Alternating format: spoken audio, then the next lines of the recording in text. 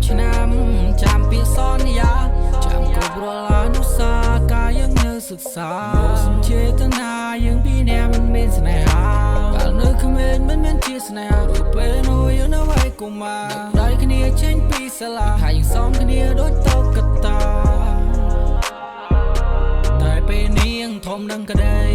វ័យក៏ផ្លាស់ប្ដូរថ្មីតែចិនបងមានចំពោះស្រីប្រៀបដូចច័ន្ទស្មោះនឹងផែនដី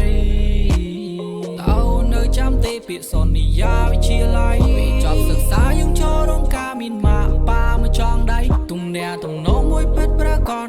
វាជានិស្ស័យអូនប្រាប់ថាឲ្យបងចាំ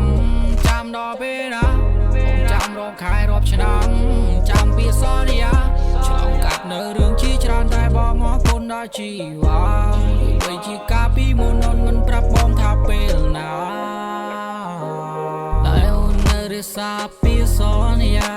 ពួកយើងនឹងរៀបការយើងចាប់ដៃគ្នាសាងគ្រួសារបង្កើតបុត្រីបុត្រាហើយជីវិតយើងនឹងស្រស់បំរុងពេលយល់ពីនៃស្នេហា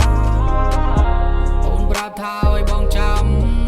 ដល់ពេលណាបងចាំរកខែរាប់ឆ្នាំចាំពាក្យសន្យា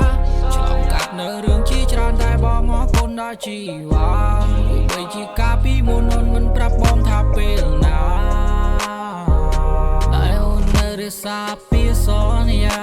ពួកយើងនឹងរៀបការយើងចាប់ដៃគ្នាសាងគ្រួសារបង្កើតបុត្រីបុត្រាហើយជីវិតយើងនឹងស្រស់បំរុងពេលយល់ពីនៃ